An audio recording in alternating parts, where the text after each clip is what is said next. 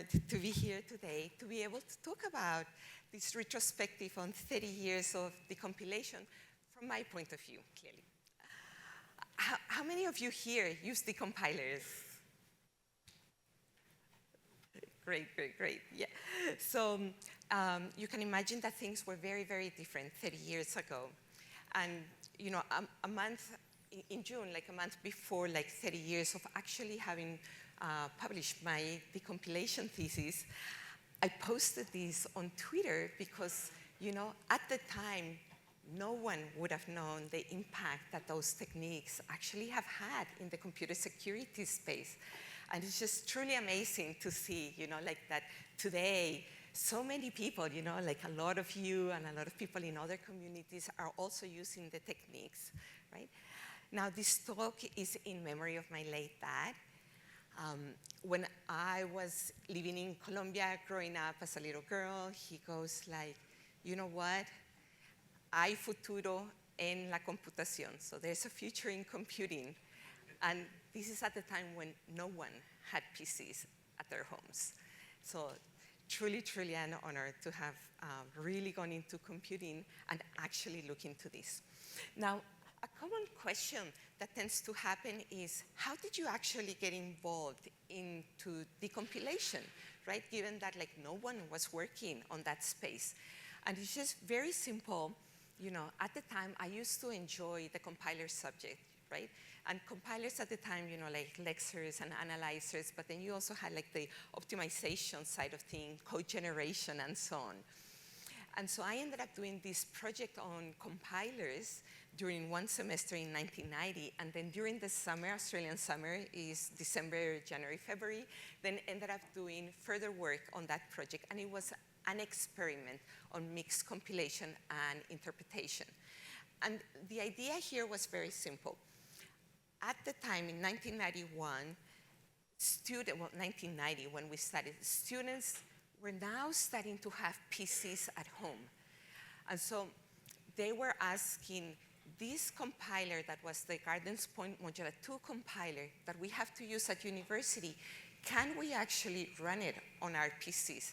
You can imagine, you know, compilers that were running at the time on Unix machines with 32 bits, trying to have it running on 16 bits, kind of like a little bit hard, especially because there was only 640 Ks of memory on the PCs, right?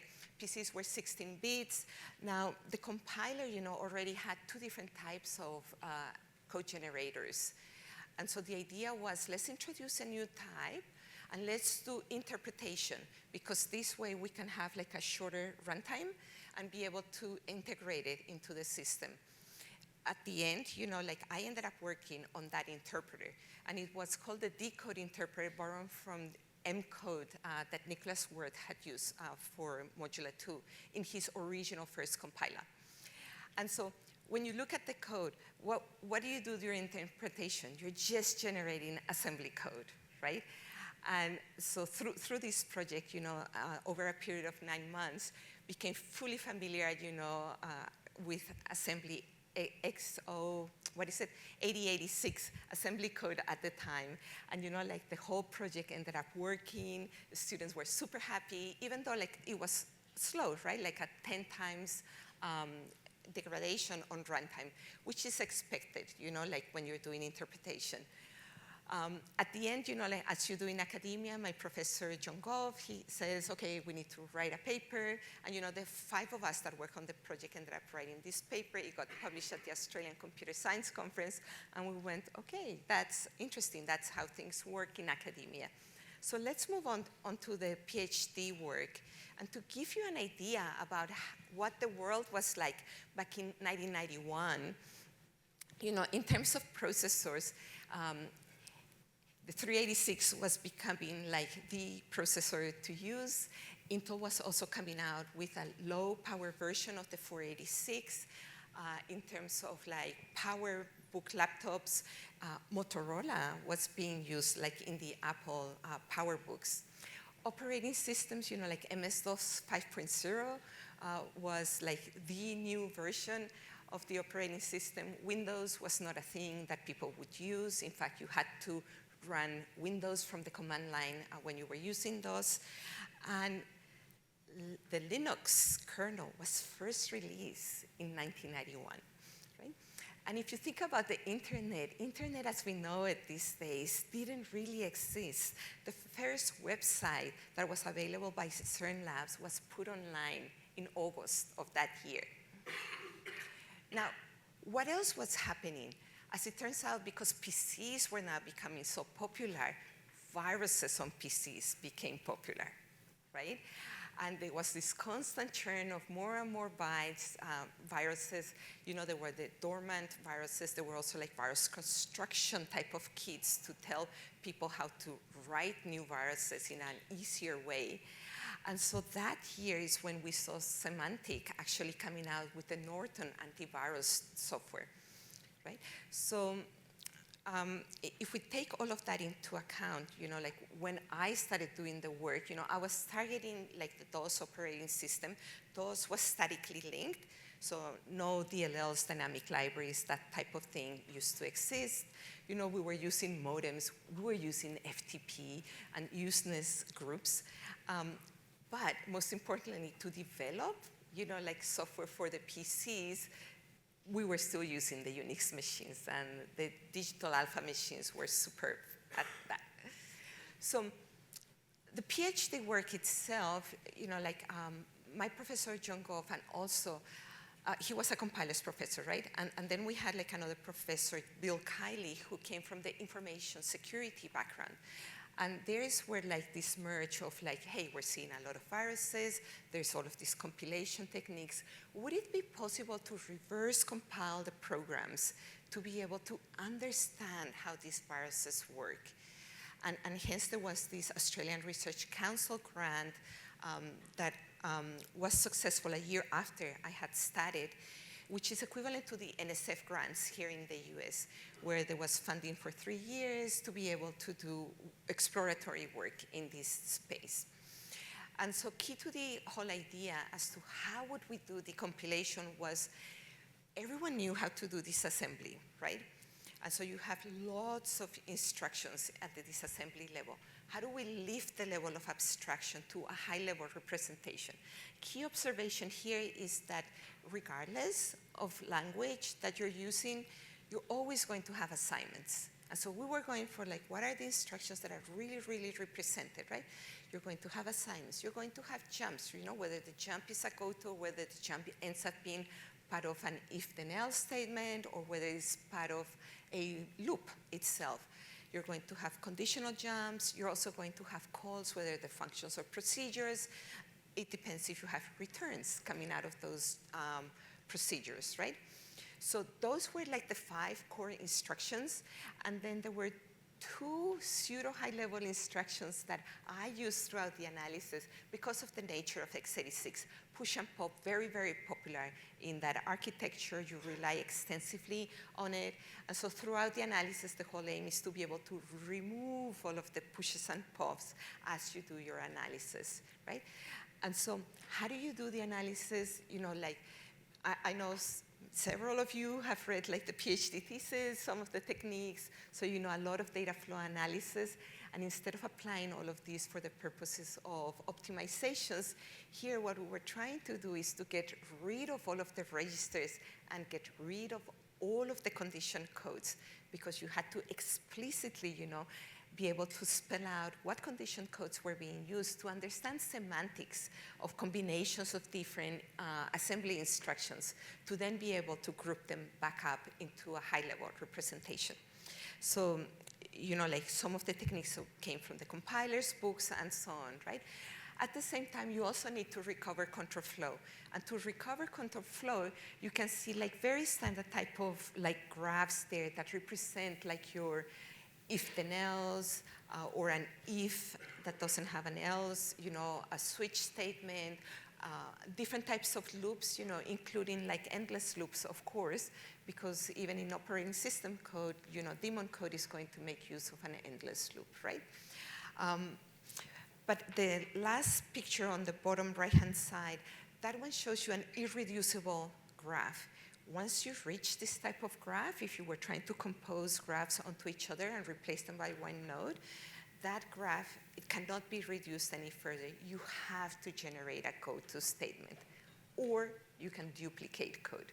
And really, it depends on what technique you want to follow through doing that. But at the end, you end up with like this whole architecture. So this was the architecture that I developed, really, like mimicking like what the compiler is doing, but looking at the instructions from the other point of view, right? You have a loader, you need to have a parser. You need to do semantic analysis to understand what also combinations of instructions actually do. You need to then be able to do your data flow, control flow analysis, high-level code generation, and therefore you end up with your high-level language representation. And to combine the techniques, we also work like with a research assistant, Mike Van Emmerik, who end up looking into, hey, the compiler generates all of this code before you get to the main. There's also all of this library code that, remember, everything was statically linked. How do we differentiate all of that?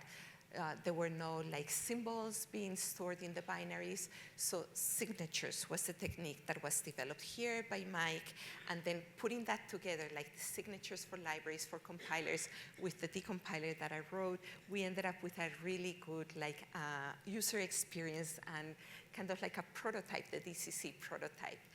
And with that, like the question really was, how does one publish papers back in 1990, right? When I tried to publish like the papers in the Australian Computer Science Conference, 3 years in a row, they were rejected. And in Australia, you complete your PhD in your 4th year, right? So it's kind of like starting to get worrying that I may not actually graduate. I ended up sending it to the Latin American Computer Science Conference just because it was a larger conference in the same vein as the Australian one. And to my surprise, 2 papers that had been rejected in Australia were accepted here. I went like, that's kind of weird, like went to the conference, presented, but the realization was I was not talking to the compilers people, right? And so therefore, I went to like, what is the top compilers conference that actually has pragmatic point of view? Like PLDI, paper was rejected. Funny enough, when I went to PLDI that year, there were all of these professors that came to ask me questions about the paper that had not been published. So therefore, they were all the reviewers.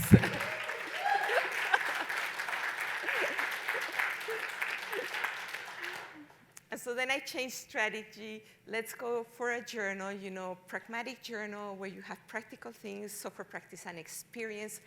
To this date, that's the paper that has been referenced the most out of all of the papers that I have published in my career. And like there were other papers that I submitted. Everyone agreed, yes, this is enough. You can actually submit your PhD thesis. And there you are. That was the thesis that was submitted. So then let's focus on dissemination of the work. And with this dissemination, I ended up working as an academic at the University of Tasmania. And at the time, people, like internet was not really like a big thing other than amongst academia.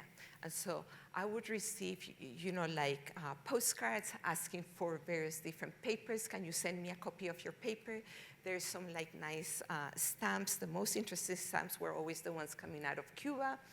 And then I started receiving emails like from all over the world, like about like, hey, can you actually port your decompiler to run like on the Spark or run on MIPS, use the COF format, and so on. So I put it to Windows because by then Windows had become like a thing and people were starting to use it. But then I was always replying to people saying, hey, you can do it because here's the paper and here's the thesis that explains the techniques. So you can actually go and implement it. And one day, like one of my Colombian friends was doing a PhD at INRIA in France, and he says, I was in the bus overlooking like what the guy next to me was reading, really interesting. And when we got to the end stop, I asked him, like, can you show me the first page so I can go and look up this paper? And it turns out it was your paper, Cristina. And this was the software practice and experience paper, right? And so at the time, dissemination really happened through journals and conferences, if you had been to the conference, good. Otherwise, people would have not necessarily have heard about the paper.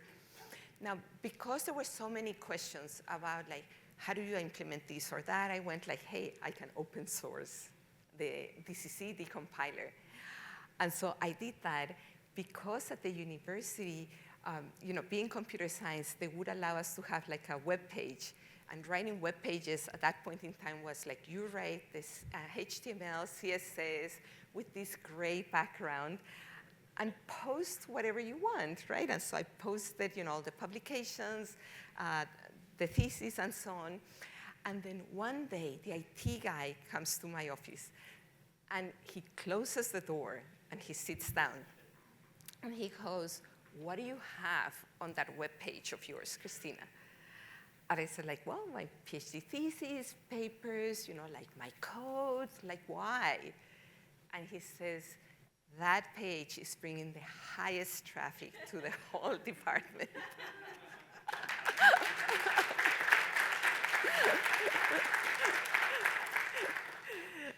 And, recently I looked up, like, what did that actually mean, like in terms of why he was asking the question? And this data is from 4 years later, same university, same department, but you can see that the domestic traffic is fairly different to the international traffic, which was an order of magnitude more expensive, and people from all over the world were pulling down all of these files and the whole decompiler, right?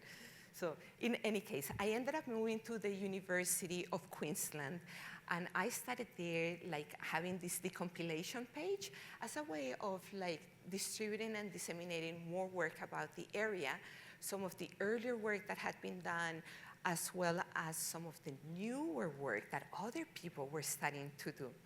And so it was really, really interesting to work on this. And I was very fortunate to meet Bill Coldell, with whom, like up to this day, we still exchange some messages because he had worked in earlier decompilers in the late 1960s, early 1970s. And one day we received this message. It was a company in New York, and they were telling me, hey, can you decompile this for us because this program from Windows stopped working and we don't know why. We had to figure out how does one do a consultancy through the university, but once, like Mike and myself looked into this, what it turned out was that that particular binary had a time bomb. And the time bomb was 30 days after a certain developer had left the company.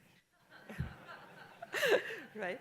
So it ended up being that, like our report was actually used in a case court at that point in time in New York. And we were like, wow, like by then, of course, internet was a bit more popular, and this is how people could actually like find where I was. That people, not from academia, I mean. And then, like one day, someone from the US actually mailed me like this photocopy of an article that appeared in PC Pro magazine. And we're like, wow, a magazine is now talking about decompilation. And they had like a screenshot there like of my DCC decompiler page at the university. But in the explanation, it was interesting to see that Cristina, was successful at being able to write this decompiler.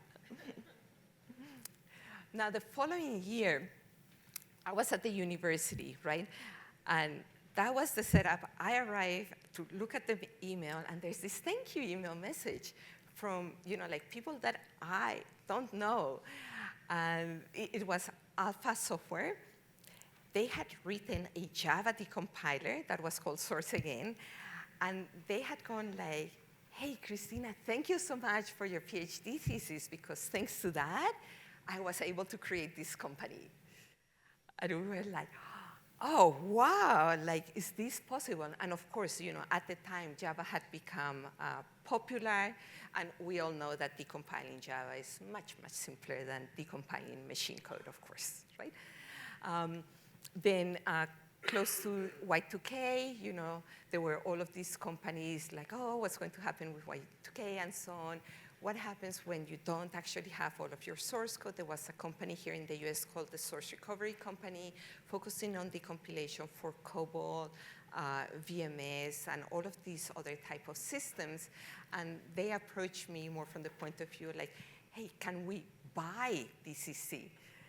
And of course, at the time, we were like, yeah, why you want to buy it? Because it's open source. You could re-implement techniques, for your domain.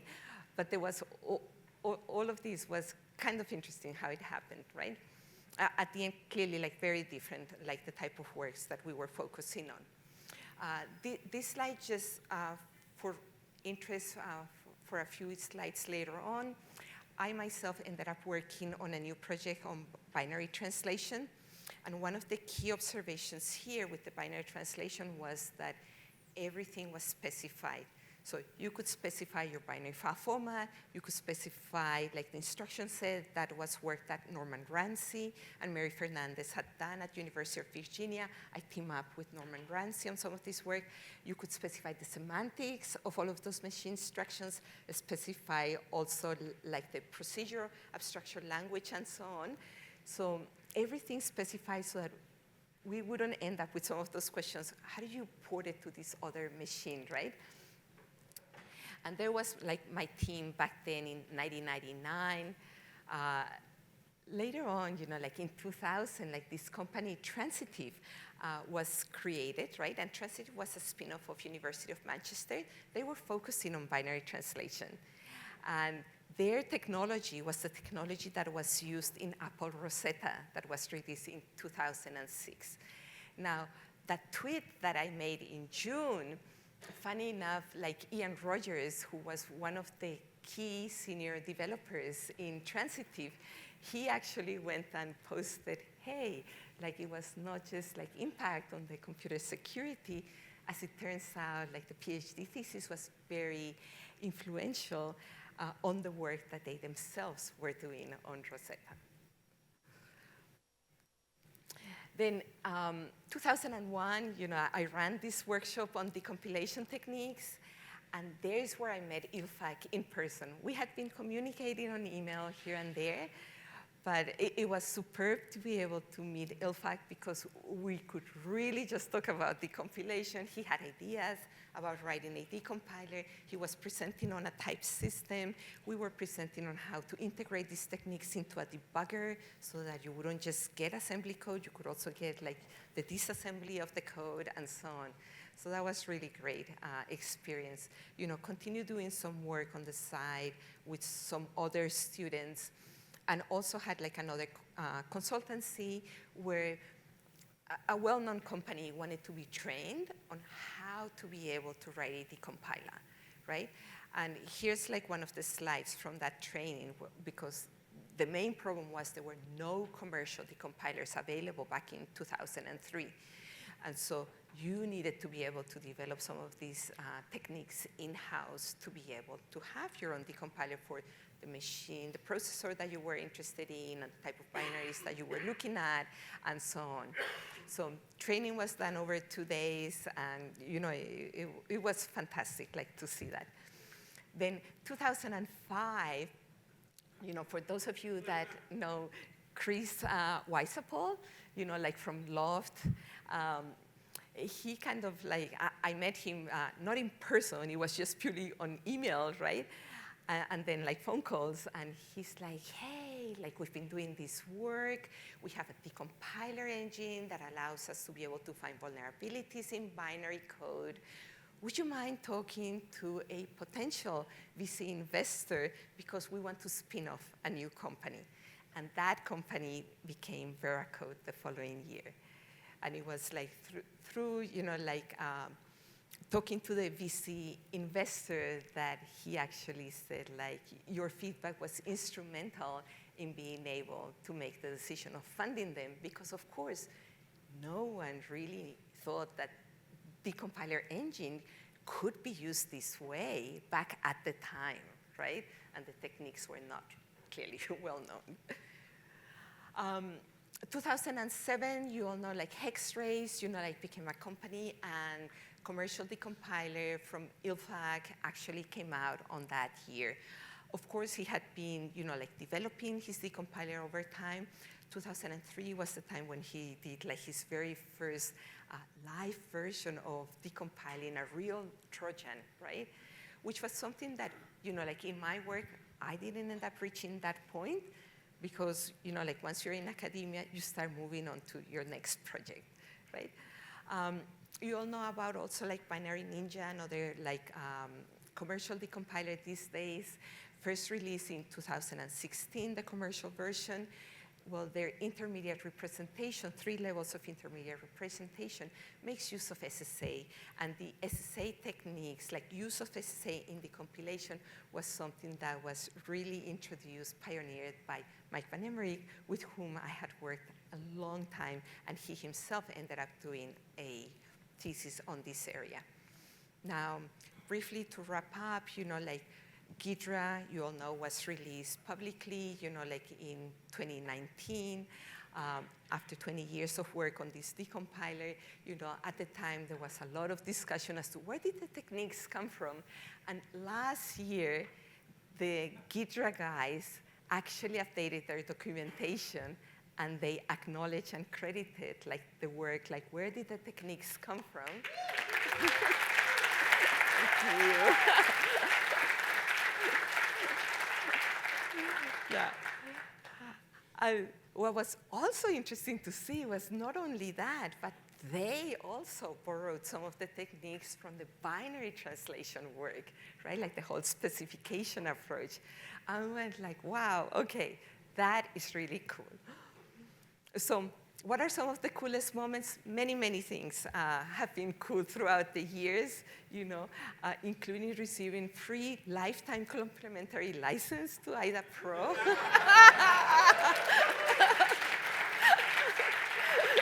Right? Being in the board of advisors for Veracode at the time when I had no idea what a board of advisors really is. Also the fact that my own teams are now using decompilers, it has been like full circle, right? They're using these decompilers that exist, that, thanks to the community and a lot of other people that have put the work to create the decompilers make it successful, right? And so we're now using some of those techniques as well in our projects. And then, of course, like they have been also received very recently this year, like a free license to Binary Ninja. Very cool to see some of the new technologies, right? And there have been like all of the stories that people tell me, like when I go to conferences, really, really cool, all of the thank you messages, and also being able to review so many things, being able to meet people like you. So to conclude, if anyone's interested in hearing like a 2 hours discussion, right, on some of this work, including like some of the copyright side of aspects of it. We have a recording that was made at the university where it all started from. So there's online on YouTube. So with that, thank you so much.